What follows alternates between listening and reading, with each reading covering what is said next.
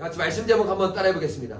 너희는 내 얼굴을 찾으라 하실 때 주님의 얼굴을 찾으라. 여러분, 성경을 자세히 들여다보면 인생의 키는 하나님의 얼굴을 구하는 것이라는 것을 우리는 알게 됩니다. 인생을 살아보면 여러 가지 문제가 있고 상황들이 있지만 결국 그것을 돌고 돌고 얻는 해답은 무엇이냐? 주님을 찾는 것, 하나님의 얼굴을 구하는 것이라는 것을 우리는 깨닫게 됩니다. 제 짧은 인생 속에서도 결국 하나님의 얼굴을 구하는 것만이 인생의 답이라는 것을 여러 번 경험했어요. 여러 번 나의 인생을 포기하고 싶고 여러 번 내 인생을 낙심하고 다 놓고 싶은 순간들이 찾아왔었습니다. 그런데 이런 순간들을 제가 극복하고 승리하게 된 것은 언제냐? 하나님의 얼굴을 구하기 시작하고 그 가운데 하나님을 경험할 때였다는 것이, 그때 내 인생의 승리를 경험하게 되었어요. 그때 제 인생의 낙심 가운데서, 좌절 가운데서 힘을 얻게 되고 소망을 얻게 되었다는 것이, 왜냐하면 하나님의 얼굴을 구할 때 우리는 성경에 말한 대로 항상 승리를 경험하게 되기 때문입니다.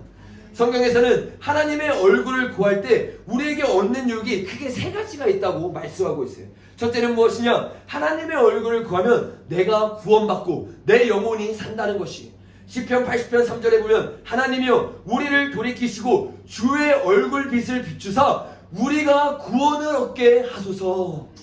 시편 80편 7절에 보면 만군의 하나님이여 우리를 회복하여 주시고 주의 얼굴의 강체를 비추사 우리가 구원을 얻게 하소서. 여러분, 우리의 구원이 어디서 나오느냐? 하나님을 볼 때 나온다는 것이, 하나님을 경험한 데 나온다는 것이, 우리를 회복하여 주시고, 우리의 회복이 어디서 나오느냐? 만군의 하나님의 얼굴을 볼 때 내가 살 수 있다는 것이, 내가 주님을 만나고 회복되고 내가 주님을 만나고 경험하여서 주님을 찾고 그 가운데서 승리를 경험할 수 있다는 것입니다. 그래서 우리는 반드시 주님을 찾을 만한 때에 주님을 찾으며 나아가야 합니다. 시편 27편 8절에서 9절에 이렇게 말하고 있습니다. 너희는 내 얼굴을 찾으라 하실 때 내가 마음으로 주께 말하되 여호와여 내가 주의 얼굴을 찾으리라 하였나이다. 주의 얼굴을 내게 숨기지 마시고 주의 종을 노하여 버리지 마소서. 주는 나의 도움이 되셨나이다. 나의 구원의 하나님이시여 나를 버리지 마시고 떠나지 마소서. 여러분, 다윗은요 하나님의 얼굴을 구하는 자였습니다. 그런데 그가 표현하기를 주의 얼굴을 내게 숨기지 말라고 기도합니다. 왜 숨기지 말라고 기도합니까? 주님이 내 얼굴을 숨기면 방금 읽었던 말씀에 말하기를 주의 얼굴을 보지 못하는 것은 하나님이 나를 버리는 것을 뜻하기 때문이라는 것이, 하나님이 내게 얼굴을 돌리는 순간 내 영혼은 메마르게 된다는 것이, 내 영혼은 생명을 잃어버립니다. 내 영혼은 구원받을 수 없는 존재가 되는 것이, 그래서 예수님이 요한복음 15장에서 말씀하시기를 나는 나무요 너희는 가지라고 말씀하시는 거예요.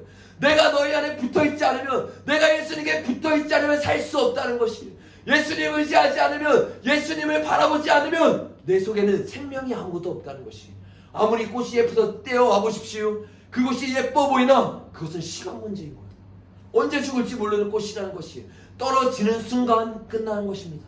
하나님이 내게 얼굴을 돌리는 순간 나의 인생은 끝나는 것이, 그래서 우리는 날마다 주님 앞에 다윗이 이렇게 주님 앞에 고백했던 것처럼 고백해야 됩니다.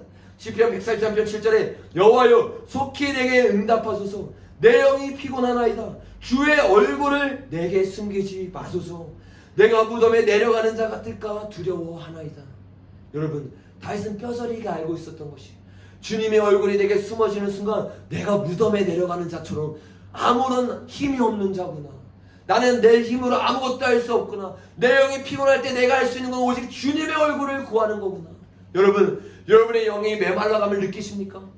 여러분의 영이 점점 목말라짐을 느끼십니까? 그럴 때 여러분이 해야 되는 딱 한 가지예요. 교회를 찾는 게 아닙니다. 다른 것을 기적거리는 게 아니에요. 하나님의 얼굴을 찾으십시오. 아멘. 주님의 얼굴을 구하십시오. 너희는 찾을만 할 때 주의 얼굴을 구하라 말씀하신 하나님처럼 우리가 주님의 얼굴을 구하며 나아가야 된다는 것이에요. 그럴 때 다윗이 경험했던 것처럼 주의 영광을 경험하게 된다는 것입니다. 아멘. 여러분, 그러므로 우리가 오늘 말씀을 다 듣고 기도하며 나아갈 때 주님 만나지 못하면 죽으면 죽으리라는 각오로 주님의 얼굴을 찾으며 나아가십시오. 그렇게 나갈 때 고린도후서 4장 6절에서 말씀한 것 같이 어두운 데서 빛이 있으라 말씀하신 하나님께서 예수 그리스도의 얼굴에 있는 영광의 빛을 우리의 마음에 비추게 될 것입니다.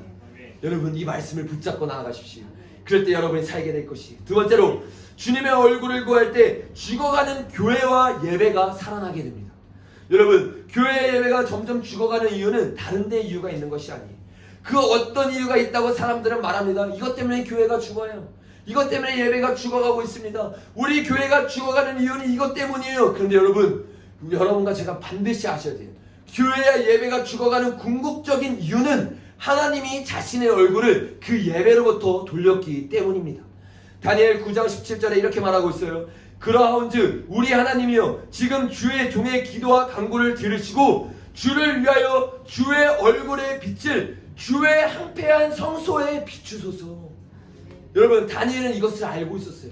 그래서 황폐한 성소, 예배가 점점 황폐해지고 교회가 점점 죽어갈 때 교회를 위해서 예배를 위해서 다니엘이 어떻게 기도하느냐? 주의 얼굴을 황폐한 성소에 비추소서.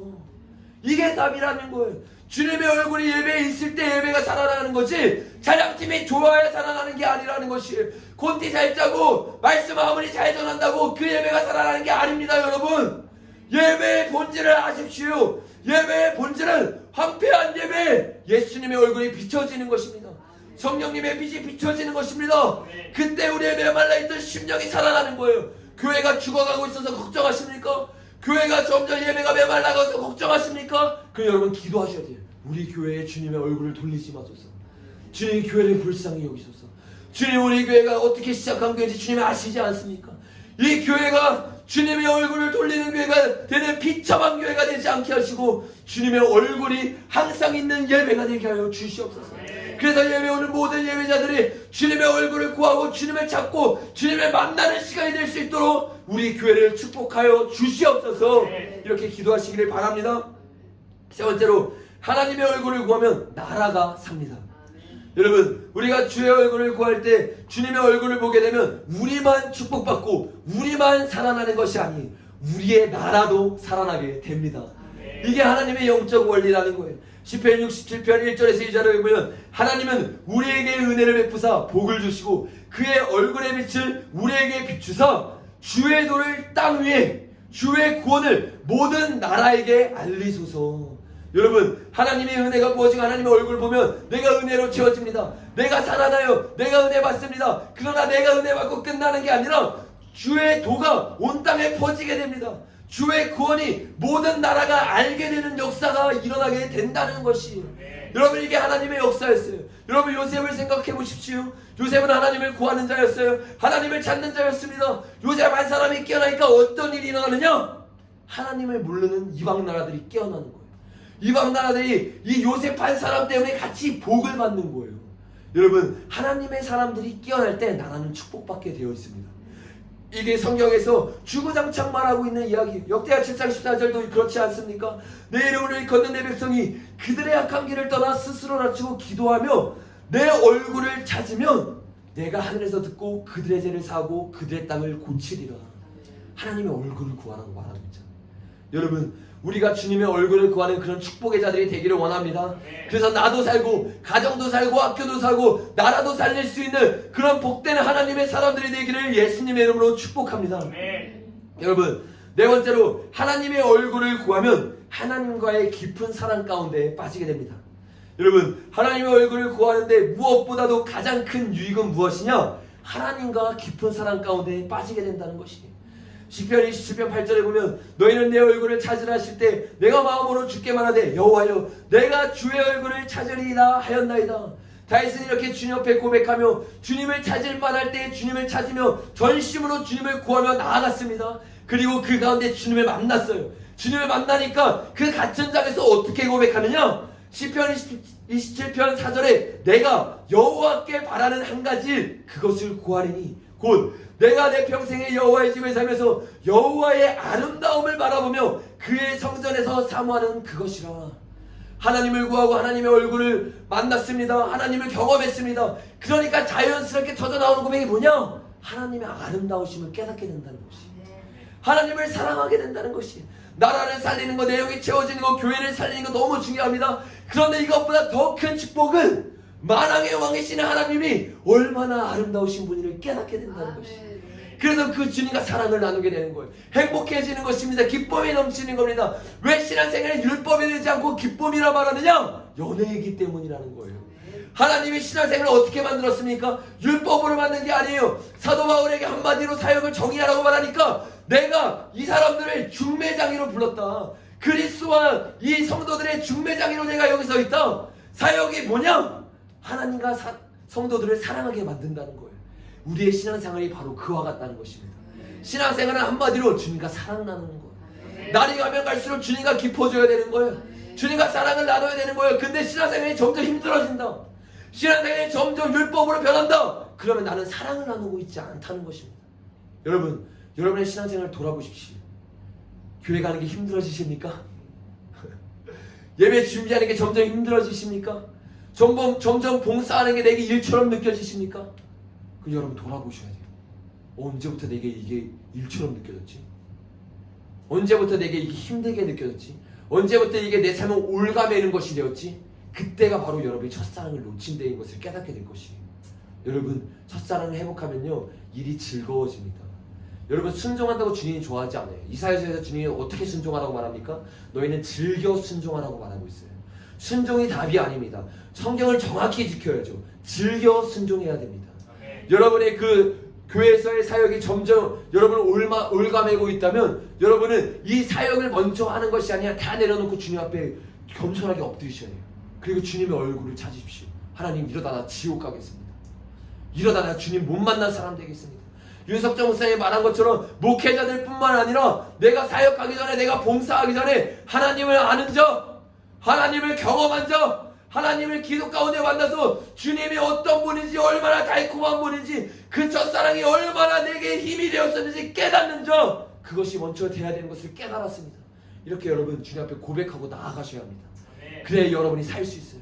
그래야 여러분이 바뀔 수 있어요. 제가 왜 여러분에게 희망을 거는지 압니까? 제가 여러분만 보면서 설교하고 있는 게 아니에요. 여러분 뒤에 달려있는 수많은 영혼들을 보고 설교하고 있는 것입니다. 여러분이 살아날 때, 요셉이 살아날 때 수많은 영혼들을 살았던 것처럼 여러분이 살아날 때 수많은 영혼들이 살아날 수 있다는 것이에요. 그래서 저는 지금 이 설교를 여러분 한 명을 보고 설교하는 것이 아니라 여러분 뒤에 있는 수천 명을 보고 설교하고 있는 것이, 여러분도 그런 영적인 부담감을 가지시고 살아나셔야 돼요. 살아나셔야 합니다. 아멘이십니까? 우리 옆에 있는 사람과 한번 고백해 보겠습니다. 우리 같이 살아나는 사람들이 됩시다. 지금까지 이 네 가지의 이야기를 들으니까 저와 여러분의 마음 가운데 어떤 마음이 드십니까? 전도사님, 설교 빨리 끝내세요. 주님의 얼굴 구하게. 주님의 얼굴을 구하고 싶은 마음이 들어오죠. 맞다. 이게 주님의 얼굴을 구하는 축복인데, 이게 주님의 얼굴 구할 때 내가 얻는 건데 내가 너무 본질을 놓쳐버렸구나. 신앙생활의 핵심은 주님의 얼굴을 구하고 예수님을 찾는 건데 내가 이상한 것만 바라보면서 신앙생활을 하고 있었구나. 깨달아지시죠. 그래서 여러분의 마음 가운데 주님을 구하고 싶죠. 그럼 제가 여러분에게 질문 하나 드리겠습니다. 그러면 구체적으로 주님의 얼굴을 구하는 게 뭔데요? 여러분, 때로는 사람들이 신앙생활을 너무 추상적으로 해요. 주님의 얼굴 구하는 거 좋지. 맞아, 너무 좋아요. 근데 주님의 얼굴 구하는 게 뭔데? 이러면 뭔지를 몰라요. 이러니까 신앙생활에 깊이 들어갈 수 없는 거예요. 그게 뭔지 알아야 우리가 주님을 구할 수 있지 않겠습니까? 주님의 얼굴을 구하는 게 뭔지 구체적으로 알아야죠. 하나님의 얼굴을 찾는 거냐? 단지 기도하는 게 아니에요, 여러분. 단지 기도로 하나님, 당신의 얼굴을 구합니다, 이런 문구를 넣어서 전심으로 기도하는 것이 하나님의 얼굴을 구하는 전부가 아니라는 것을 깨달으셔야 합니다. 하나님의 얼굴을 구하는 것이 무엇인지 조금 더 구체적으로 나누고 우리가 같이 기도하기를 원합니다. 시편 24편에 보면 그 답이 나왔어요. 24편 6절에 이렇게 말하고 있습니다. 이는 여호와를 찾는 족속이요 야곱의 하나님의 얼굴을 구하는 자로다. 여러분, 이는이라는 말을 주목하셔야 돼요. 그러면 이는이라는 말은 그 앞에 구절을 대입하고 있다는 것입니다. 우리가 그 앞에 구절을 살펴보면 어떤 것이 하나님을 찾는 자인지, 어떤 것이 하나님의 얼굴을 구하는 자인지 우리가 알 수 있다는 것이에요. 우리가 성경대로 하나님의 얼굴을 구해야 되지 않겠습니까? 우리의 감정으로 하나님의 얼굴 구하면 소용없다는 거예요. 우리의 의지로 하나님의 얼굴 구하면 소용없다는 것이에요. 성경에서 뭐라고 말하느냐? 시편 20편 4절에서 6절에 곧 손이 깨끗하며 마음이 정결하며 뜻을 허탄하는 데 두지 아니하며 거짓 맹세하지 아니하는 자로다. 그는 여호와께 복을 받고 구원의 하나님께 의를 얻나니 이는 여호와를 찾는 족속이요 야곱의 하나님의 얼굴을 구하는 자로다. 여러분, 이게 하나님의 얼굴을 구하는 조건이라는 것입니다. 여러분, 단순히 오늘 주님 앞에 기도하면 안 돼요. 단순히 그 문구만 가지고 기도하면 안 돼요. 하나님의 얼굴 구하는 것은 첫 번째로 손이 깨끗한 사람이라는 것이. 그래서 주님의 얼굴을 구하기 전에 우리가 먼저 무엇을 해야 되냐? 우리의 죄를 회개해야 된다는 것이. 정결한 자가 되어야 된다는 것이. 어떻게 주님을 구한다고 주님 앞에 나아간다 하면서 내 있는 죄 그대로 나아갈 수 있겠습니까? 내가 삶에서 더럽게 살고 삶에서는 음란하게 살고 삶에서 내가 원하는 대로 살아놓고 하나님의 성전에 나왔으니까 내가 됐다고 말할 수 있겠습니까? 아니라는 거예요. 주님 우리에게 명령하십니다. 먼저 너희의 손을 깨끗이 하라. 왜 그렇습니까? 이사야 59장 2절에 보면 이렇게 말씀하고 있기 때문이에요. 오직 너희 죄악이 너희와 너희 하나님 사이를 갈라놓았고 너희 죄가 그의 얼굴을 가려서 너희에게서 듣지 아니하시게 함이니라.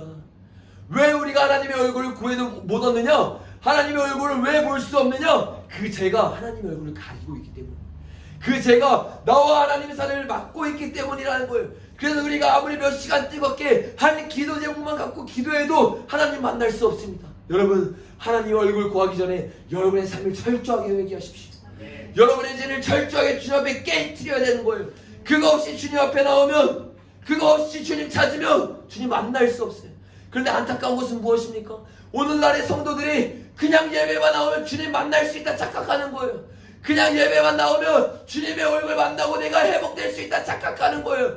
내 죄에 대한 통회함도 없이, 내 죄에 대한 애통함도 없이, 주님 앞에 나의 삶을 처절히 깨트림도 없이 주님이 날 만나줄 수 있다고 생각합니다.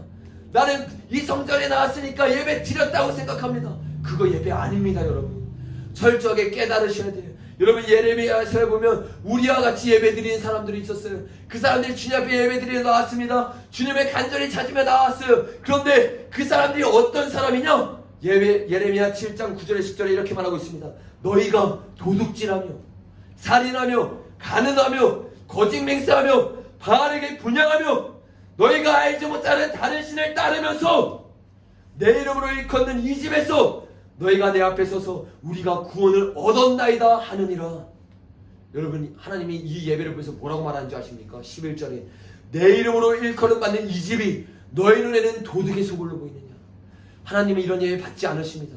하나님이 받는 예배는 주님 앞에 철저하게 내 삶을 버린 예배인 것이, 주님 앞에 철저하게 회개한 예배라는 것이, 예수님 시대도 마찬가지예요. 통회함이 없습니다. 자복감이 없어요. 그냥 예배를 드립니다. 그러니까 예배가 어떻게 되느냐? 성전이 더럽혀지는 것이에요. 성전에서 진리가 선포되어야 되는데 팔지 말아야 될 것이 파는 그런 더럽혀진 성전이 되어버린 거예요. 그 성전을 보면서 예수님이 너희가 일주일에 한 번 예배 나왔으니까 잘했다 이렇게 말하지 않았어요. 들어가서요 다 뒤집어 엎었어요. 이건 하나님 받으신 예배 아니다. 그러면서 성경에 표현하게 뭐라고 말합니까? 성전을 사모하는 열정이 나를 삼켰도다. 여러분, 제대로 하나님을 사랑하면요 이런 예배 못 드립니다. 제대로 하나님 앞에 나아가고 싶으면요 먼저 내 죄를 회개해야 되는 것이에요. 여러분 삶에 도덕질하고 있지 않습니까? 여러분의 삶 가운데 여전히 살인이 있지 않습니까? 이 살인은 무엇을 말하는 겁니까? 마태복음 5장에서 예수님이 말씀하시기는 살인은 무엇이냐? 내 형제를 미워하는 것이라고 말했어요. 내 형제를 사랑하지 못하는 자, 그는 곧 영적으로 살인한 자라고 주님을 말씀하고 있어요. 여러분, 영적으로 살인하고 있으면서 어찌 교회에 와서 주님을 예배한다 말할 수 있겠습니까? 주님이 뭐라고 말했습니까? 너희가 제단에서 예배를 드리기 전에 먼저 형제와 화목해지고 예배를 드리라고 말하고 있는 거예요. 이 말은 무엇이냐? 주님 앞에 회개하고 예배 드리라는 거예요. 얼굴 구하기 전에 예배 드리기 전에 내 삶에서 먼저 깨끗해지라는 겁니다. 여러분, 영적인 살인하고 있다면 회개하십시오. 영적으로 누군가를 미워하고 있다면, 누군가를 원망하고 있다면 주님 앞에서 오늘 간절히 회개하십시오. 그리고 여러분, 간음하고 있습니까? 영적인 간음은 무엇입니까? 여자를 품고 음욕하는 자마다 주님 앞에 간음한 자라고 말하고 있어요. 여러분, 이런 말이 있어요. 북한은 전국이 요새하고 한국은 전국이 모태화래요. 한국이 얼마나 음란해졌는지를 보여주는 예입니다. 한국의 20대들, 한국의 청년들 뿐만 아닙니다. 지금 이것도 마찬가지예요. 호주도 얼마나 음란태폐해졌는지, 지금의 이 시대는 이 스마트폰 하나만 있으면 음란물이 우리의 마음속에 들어갈 수 있는 시대예요. 여러분, 이런 시대를 사는 우리가 어떻게 나아가야 되겠습니까? 이 시대 가운데서 우리가 정결한 마음을 지켜야 된다는 것이, 우리의 죄를 회개해야 된다는 것이 어떻게 나의 삶 가운데 나의 방 가운데서는 음란물을 보면서 하나님을 사랑한다고 고백할 수 있겠냐는 거예요. 어떻게 예배를 드릴 수 있냐 말할 수 있겠냐는 거예요. 어떻게 주님 앞에서 찬양한다고 말할 수 있겠냐는 거예요. 여러분, 이런 상태로 예배를 드리니 예배가 죽어갈 수밖에 없지요. 이런 상태로 주님 앞에 경각심이 없으니까 예배가 어떻게 살아납니까? 누가 이것에 대해 알려줍니까? 이게 너의 죄라고, 너 이대로 살면 지옥 간다고. 아무리 봉사해도, 아무리 찬양해도, 아무리 기도해도, 아무리 말씀도 해도 하나님 놓치면 지옥 간다고 누가 알려줍니까? 여러분, 깨달으셔야 되는 거예요. 말씀 있는 그대로 신앙생활 하십시오. 속지 마세요. 여러분, 이 예레미야 시대 사람들이 어떻게 성교했는지 아세요? 무익한 거짓말을 의존하여 예배드렸다고 말했어요. 그 무익한 거짓말이 무엇이냐? 나는 평강하다, 나는 평강하다, 나는 평강하다는 거짓 선지자들의 말씀이었습니다. 여러분, 그 말씀이 선포되니까 사람들이 죽어가는 거예요. 그 말씀이 선포되니까 죄를 끊지 않아도 내가 괜찮다고 생각하는 거예요. 여러분, 아닙니다. 깨달으셔야 돼요. 제가 얼마나 위험한 건지 알아야 돼요. 다 죄 짓고 있으니까 우리도 죄 지으면 안 됩니다. 다 죄에 거덜나고 있으니까 우리도 죄에 거덜나고 있으면 안 된다는 것이에요. 여러분 죄에 대한 경각심 회복하십시오. 제가 믿기로 여기 있는 분들은 이 죄에 대한 경각심을 알고 많이 설교를 들어오신 분들이 많을 거예요. 그런데 여러분, 설교 많이 듣는 게 중요한 게 아니에요. 지금 내가 죄를 경각심을 가지고 있어야죠. 내가 지금 죄에 대한 두렵고 떨림이 있어야 되고, 죄를 싫어하는 마음, 죄를 미워하는 마음이 있어야죠. 알고 있으면 뭐합니까? 제가 악한 거, 제가 나 지옥에 보내는 거 알고 있는 게 중요한 게 아니라 내 삶에서 죄를 미워해야지요.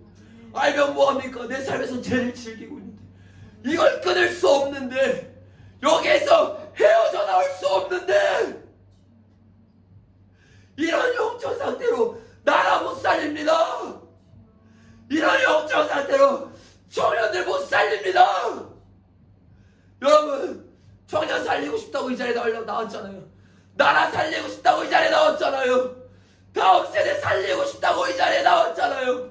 부흥이 임하기 전에 반드시 있어야 할 것이 있습니다. 그것이 바로 처절한 회개입니다. 평양대회 부흥을 보십시오. 그 각성한 부흥이 어떻게 일어났냐? 주님 앞에 처절한 회개가 있었어요. 남에게 회개하라고 말한 게 아니에요, 여러분. 성교사님부터 회개했습니다. 성교사님부터 마음을 찢었습니다. 성교사님부터 내가 지옥 갈 자라고, 내가 조선 사람들 미개하다고 속으로 판단하고 있던 사람이라고 주님 앞에 통회하고 자복했어요. 그들이 자복하니까 그 다음에 장로들이 나오는 거예요. 내가 그런 사람입니다.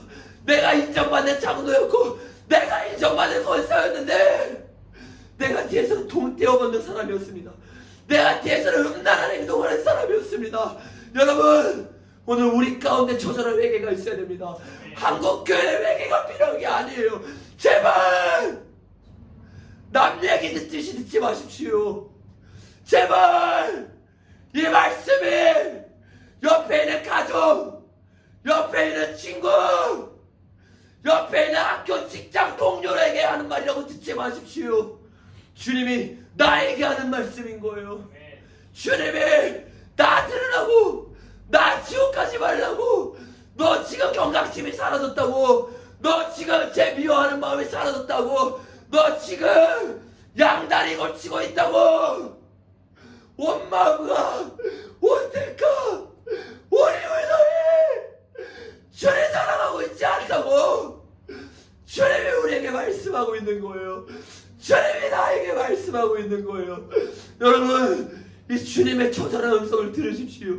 그리고 오늘 정말로 내 죄를 회개하십시오. 깨어지지 않으세요? 중독에서 헤어나오고 싶지 않으세요? 근데 안 되십니까? 은혜를 구하셔야죠. 처절하게 부르짖으셔야죠. 이대로 살 수 없다고, 이대로 죽을 수 없다고. 예수님 뭐라고 말했습니까? 너의 오른쪽 눈이 너를 지옥으로 보내면 빼버리라는 거예요. 너의 오른쪽 발이 너를 죄짓게 하면 잘라 잘라버리라는 거예요. 왜? 발을 잃고 천국에 가는 게 훨씬 나으니까. 지옥에 떨어지는 게 얼마나 무서운지 예수님은 알고 있었던 것이에요. 여러분, 예수님처럼 지옥에 관한 설교를 많이 하신 분이 없습니다. 예수님처럼 지옥과 천국에 대해서 많이 말하신 분이 없습니다. 왜 그렇습니까? 예수님처럼 지옥에 대해서 잘하는 분이 없는 거예요. 예수님처럼 지옥이 얼마나 끔찍한 곳인지 잘하는 분이 없는 거예요. 왜 우리 설교 가운데, 왜 오늘날의 강단 가운데 지옥의 설교가 사라졌는가? 지옥을 모르기 때문입니다. 지옥을 느끼지 못하기 때문입니다. 아니, 지옥을 믿고 있지 않기 때문입니다. 구세군 천지자 월리엄부스가 이렇게 말했어요. 나는 사관들은 4년 동안 신학 공부하는 것보다 이 신학생이 10분 동안 지옥에 갔다 오는 것을 추천한다. 왜? 10분 동안 지옥에 갔다 오면 구령의 열정이 생기는 거예요. 이 영혼을 그냥 보낼 수 없는 거예요. 내 인생 어비할 수 없는 거예요. 여러분, 오늘 은혜를 구하셔야 되는 거예요. 수많은 지식보다 하나님, 하늘의 것이 실제가 되게 하여 주시옵소서. 아버지, 내가 땅의 것을 바라보는 자였습니다. 아버지, 신앙생활 10년 했다고 말하고 신앙생활 20년 했다고 말했는데 내가 여전히 땅의 것을 바라보는 신앙생활 했습니다. 하늘의 것을 바라보는 눈이 없었습니다. 주님은 위의 것을 찾으라 말했는데 나는 위의 것을 바라보지 않았습니다. 위의 것이 뭔지 관심도 없었습니다. 오직 내 노후, 오직 내 직장, 오직 내 결혼, 오직 내 돈, 오직 내 자녀, 오직 내 학교. 아버지, 내 목적이 바뀌게 하여 주시옵소서. 아버지, 나의 인생의 목적이 히브리서 11장에 나왔던 믿음의 선진들이 동양을 바라보며 나아갔다고 말한 것처럼 그들의 믿음의 조요 온전케 하시는 이 예수님을 바라보며 나아갔다고 말했던 것처럼 하나님, 오늘 이 시간 나의 초점이 완전히 바뀌게 하여 주시옵소서. 여러분, 이렇게 기도하며 나아가는 저와 여러분이 되기를 바랍니다. 그렇게 기도하며 주님 앞에 은혜를 구할 때 성령님이 우리를 도와주실 것이, 여러분, 우리의 힘으로요 이 죄 끊을 수 없습니다. 죄를 끊고 회개하며 나아갈 때 성령님이 우리를 도와주세요. 에스겔 36장 26절에서 27절에 보면 또 새 영을 너희 속에 두고 새 마음을 너희에게 주되 너희 육체에서 굳은 마음을 제거하고 부드러운 마음을 줄 것이니 또 내 영을 너희 속에 두어 너희로 내 율례를 행하게 하리니. 이게 바로 성령의 역할이라는 것입니다. 우리가 통회하고 자복하며 내 심령을 찢을 때 성령의 세례가 부어지는 거예요. 성령님이 임하는 거예요. 그 성령님이 우리에게 어떤 일을 하냐? 죄를 이길 수 있는 능력을 가지게 한다는 거예요. 그래서 로마서 1장 16절에 말하기를 복음은 하나님의 능력이라고 말하는 거예요. 내 힘으로 할 수 없지만 복음을 듣고 성령을 받을 때 그 능력이 이긴 힘을 갖게 합니다. 그래서 성경에서 말하기를 패배하는 그리스도인이 아니라 승리하는 그리스도인이라고 말하고 있는 것이에요. 너희의 이김은 이것이니 곧 너희 안에는 예수 그리스도를 믿는 믿음이라고 말하고 있잖아요. 이 믿음을 붙잡을 때 우리 안에 승리할 수 있는 힘이 생깁니다. 그러므로 여러분, 더 이상은 좌절하고 낙심하면서 죄 가운데 허덕이지 말고 오늘 회개하고 성령 받으셔서 죄를 이기는 삶 가운데 나아가기를 예수님의 이름으로 축복합니다. 세 번째로 하나님의 얼굴을 구하는 것은 뜻을 허탄하게 두지 않는 사람입니다. 여러분, 시편 24편 4절에 이렇게 말하고 있어요. 곧 손이 깨끗하며 마음이 정결하며 뜻을 허탄한 데 두지 아니하며. 여러분, 제가 사역을, 나이는 어리지만 사역을 시작한 지가 꽤 됐습니다. 그래서 사역을 하다 보니까 많은 사람들과 이야기를 나누는 시간들을 갖게 됐어요. 많은 사람들과 사역에 대해서 이야기를 나누고 다음 세대의 이야기를 나누고 교회에 대해서 이야기를 나누는 시간들이 많이 있게 되었습니다. 그런데 깊이 나누다 보면 제 마음에 낙심이 올 때 있습니다. 내 마음에 좌절이 올 때 있어요. 왜 그렇습니까? 처음에 말할 때는 다 다음 세대를 위해서, 처음에 말할 때는 다 교회를 위해서예요. 처음에 말할 때는 다 하나님 나라 의를 위해서예요. 근데 조금 더 깊숙이 이야기를 해보면 하나님 나라라고 겉을 잘 표장해놓고 다 내가 있는 거예요. 내 사역입니다. 나의 유익입니다. 나를 위한 거예요. 그것을 볼 때마다 제 안에 큰 절망이 있습니다. 큰 좌절이 있습니다. 정말 주님을 위하는 사람이 어디 있는가? 정말 주님을 위해서, 다음 세대를 위해서 목숨을 거는 사람은 어디에 있는가? 여러분, 이것은 비단 다른 사람의 이야기뿐만 아닙니다. 저도 제 자신을 바라볼 때마다 그런 것을 많이 느낍니다. 볼 때마다 불쑥불쑥 피어나오는 나의 욕심, 나의 야망, 내가 잘나고 싶은 마음, 내 인기 누리고 싶은 마음, 주님을 위한다고 고백하고 처절하게 눈물을 흘렸지만 불쑥불쑥 튀어나오는 내 자아를 볼 때마다 내 자신을 보면서 절망합니다. 내 자신을 보면서 애통합니다. 왜 그렇습니까? 이러한 마음이 있으면 주님의 얼굴을 구하는 자가 될 수 없고 살 수 없기 때문이라는 거예요. 뜻을 허탄한 데 두고 있다는 것이, 여러분, 주님은 지금 이 세대를 온 땅을 두루 감찰해서 한 사람을 찾고 있는 것이, 누가 나의 마음을 알 것이냐. 제발 나의 마음을 아는 한 사람을 찾고 싶다. 다 주님을 위한다 말하고 손을 들고 주님을 찾는다 말해놓고 결국엔 나를 위한 거 아니냐, 결국엔 내 인생을 위한 거 아니냐. 이 가증한 예배, 이 가증한 헌신, 나는 지긋지긋하다. 주님이 이렇게 말씀하고 있을 거예요. 여러분, 모든 허탄한 뜻, 모든 가증한 뜻을 버리셔야 되는 거예요. 여러분의 뜻 버리십시오. 예수님 믿는 건 무엇입니까? 처음부터 날마다 내 자신을 부인하고 십자가를 지는 삶이에요. 내 자신을 부인하고 십자가를 지는데 어떻게 내가 있습니까? 어떻게 내 사역이 있습니까? 어떻게 내 꿈이 있습니까?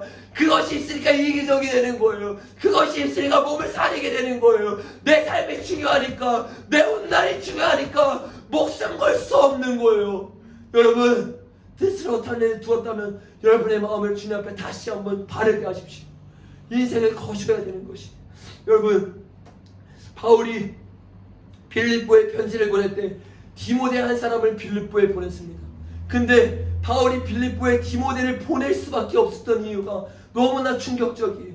빌립보서 2장 19절에서 21절에 내가 디모데를 속히 너에게 보내주기를 주 안에서 바람은 너희의 사정을 알므로 안위를 받으려 함이니 이는 뜻을 같이하여 너희 사정을 진실히 생각할 자가 이밖에 내게 없음이라. 그들이 다 자기 일을 구하고 그리스도 예수의 일을 구하지 아니하되. 바울은 하나님의 사람이었습니다. 진리를 전하는 사람이었어요. 그 주변에는 하나님의 사람들이 있었을 것입니다. 그런데 충격적이게 빌립보에 사람을 보내야 되는데 자기의 마음에 합한 사람이 없는 거예요. 예수님의 마음을 아는 사람, 진실되게 예수님을 위해서 목숨 걸 자가 없는 거예요. 그래서 정직하게 영혼들을 맡길 수가 없는 거예요.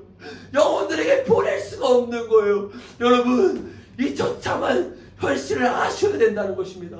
여러분, 이것은 바울의 문제뿐만 아닙니다. 하나님도 고민하고 있을 거예요. 하나님도 이 문제를 놓고 마음을 통해하며 찾고 있을 것이에요. 누가 디모데 같은 사람이 될 것인가? 누가 인생을 걸면서 내가 마음껏 보낼 수 있는 자, 내가 편하게 너의 인생을 마음대로 좌지우지할 수 있는 자, 그런 자가 없다. 다 자기 자유의지를 사용해서 자기가 원하는 대로 나아간다. 하나님이, 예수님이 사람들을 불렀습니다. 천국을 위해서, 진리를 위해서 다 불렀어요. 그런데 사람들이 그 잔치에 오기 싫어서 이렇게 말하는 거예요. 한 사람이 이르되 나는 밭을 샀음에 아무래도 나가보아야 하겠으니 청컨대 나를 양해하도록 하라. 또 한 사람은 이르되 나는 소 5겨리를 샀음에 시험하러 가니 청컨대 나를 양해하도록 하라 하고, 또 한 사람은 이르되 나를 장가 들었으니 그러므로 가지 못하겠노라 하는지라.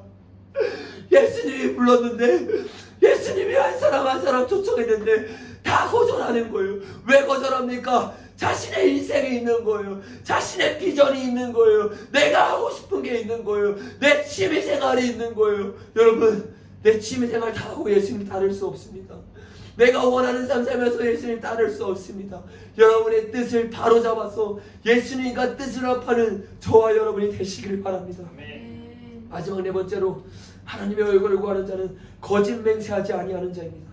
시편 23편 4절에 곧 손이 깨끗하며 마음이 청결하며 뜻을 허탄한 데 두지 아니하며 거짓 맹세하지 아니하는 자로다. 여러분, 하나님의 얼굴을 구하는 자, 여호와의 산에 오르는 자의 특징 중 하나가 바로 거짓 맹세입니다. 많은 사람들이 거짓말을 작은 죄라고 생각해요. 그러나 거짓말은 시편 24편에서 다른 모든 죄를 포함해서 손이 깨끗하며 마음이 청결하며라고 말했는데, 굳이 따로 떼어서 강조한 죄가 바로 거짓입니다. 거짓은요, 작은 죄가 아니에요. 세상에서 봤을 때는 거짓은 아무 죄도 아닙니다. 감옥에 갈 죄도 아니에요. 그러나 우리의 죄의 기준은 세상이 되면 안 됩니다. 성경이 기준이 돼야 된다는 것이에요. 성경에서 뭐라고 말하느냐? 거짓 맹세하는 자는 여호와의 산에 오를 수 없다는 거예요. 하나님의 얼굴을 구하는 자가 아니라는 것이에요. 다른 말로 하나님을 위해 사는 자가 아니라는 것입니다. 여러분, 우리의 삶 가운데 얼마나 많이 이 거짓말이 들어왔는지 몰라요. 거짓말이 아무것도 아니라는 재난을 인식이 있으니까 손쉽게 거짓말합니다. 손쉽게 변명합니다. 정직하게 말하는 법을 배우지 못했어요. 교회 내에서도 사역을 빼는데 정직하지 못합니다. 교회 내에서도 사람들에게 말하는데 정직하지 못합니다. 우리는 정직해지는 법을 배워야 하는 것이에요.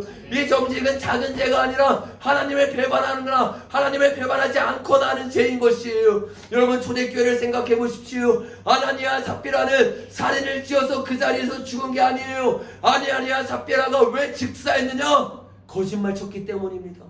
하나님의 부흥이 임할 때, 하나님의 역사가 임할 때 이 거짓의 죄는 크게 작용하는 것이에요. 그 자리에서 즉사할 정도의 큰 죄가 바로 거짓말의 죄라는 것입니다. 그러므로 여러분, 여러분의 삶 가운데 흔하게 거짓말했던 죄, 변명하면서 거짓말했던 죄 주님 앞에 회개하십시오. 그리고 다시는 그렇게 거짓말하는 죄가 아니라 손해 볼 수 있더라도 정직한 자가 되십시오.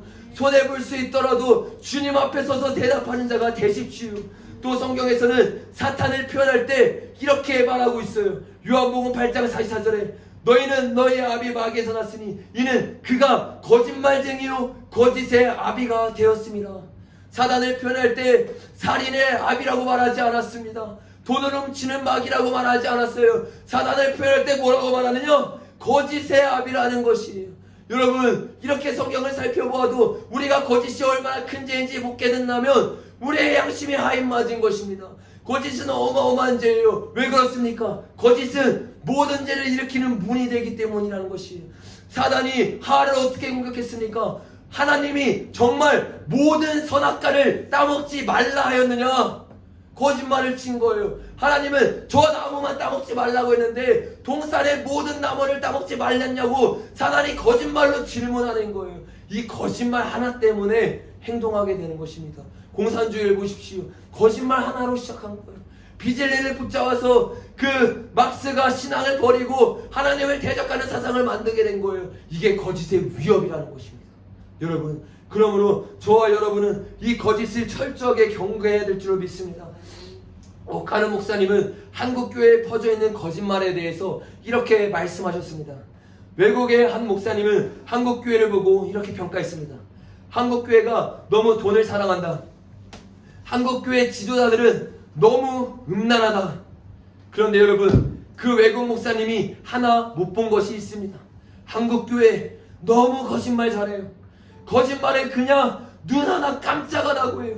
총애지랑이라고 하는 사람부터 시작해서 여기서 이 말하고 저기서 저 말하고 나중에는 안 했다 하고. 오늘날 우리의 도덕성이 얼마나 마비되었는지 아십니까? 오늘날 목사들이 지금 영적으로 병이 들어있어도 지금 문둥이 병이 들어도 단단히 들었다는 것을 여러분이 아셔야 한다는 것입니다. 어떻게 그렇게 주여 주여 하는 사람들이 거짓말을 함부로 합니까? 한국교회 모든 책임은 교역자가 져야 합니다. 교역자가 돈을 사랑하지 않는데 교인들이 돈을 사랑하려고 하겠어요? 교역자가 음란하지 않은데 교인들이 가늠죄를 범하려 하겠어요? 교역자가 거짓말하지 않는데 벌벌 떨면서 주님 앞에 서서 사는데 교인들이 거짓말을 함부로 하겠어요? 오늘날 한국교회의 총체적인 위기는 교역자가 책임져야 하는 것입니다. 입만 살았죠. 실상은 주님 앞에 죽은 자입니다. 주님을 회개하라고 하시는데 나는 아니라고 말합니다. 이것이 오늘날 한국교회의 형편입니다. 진짜 주님 보시기에 죽었고 썩어 냄새나는 곳은 손도 대지 못한다, 그 말입니다. 여러분, 이것이 한국교회의 상황이고 그리고 오늘 우리의 모습이지 않습니까? 여러분, 오늘 우리가 주님 앞에 기도해야 됩니다. 여러분, 이 기도의 이름이 무엇입니까? 하나님의 얼굴을 구하는 기도예요. 우리가 주님 앞에 기도하러 나아가는 거, 기도 오래 하는 거 너무 중요해요. 그러나 말씀 위에 서서 기도하는 건 배나 중요합니다. 우리가 지금 많이 말씀을 나눴지만 짧게 기도할 겁니다. 그러나 이 기도하는 시간 동안 우리가 오늘 들었던 말씀을 듣고 마음을 치면서 통회하면서 주님이 찔림을 주셨던 그것들을 주님 앞에 간절히 회개하셔야 돼요. 돌이키셔야 돼요. 내가 뜻을 어타내게 두었던 것을, 내가 원하는 대로 살았던 것, 나라는 우상을 두고 살아갔던 것 주님 앞에 회개하셔야 돼요. 그리고 이제는 정말 주님 앞에 살기를 결단하십시오. 그리고 그제서야 주님의 얼굴을 구하는 자가 될 수 있다는 것입니다. 그렇게 여러분이 주님의 얼굴 5분만 구하잖아요. 여러분 살아납니다. 여러분만 살아나는 거 아니에요. 여러분 가정이 살아납니다. 학교가 살아납니다. 나라가 살아나고 교회가 살아나는 것이에요. 그래서 우리가 이 시간에 이런 기도 제목을 붙잡고 우리가 정말로 간절히 주님 앞에 기도했으면 좋겠어요. 내가 주님 앞에 찔림을 받았는데 주님 앞에 찔림으로 기도 못하잖아요. 그럼 화인 맞은 겁니다. 이 화인 맞음을 주님 앞에 깨어달라고 몸을 치며 부르짖며 기도해야 돼요. 성경에서 말하기를 너희 마음을 찢지 말고 너희 옷을 찢지 말고 너희 마음을 찢으라고 말하고 있습니다. 우리가 이런 마음으로 마음을 찢으면서 주여 크게 3번 부르면서 주님 앞에 통회하며 자복하며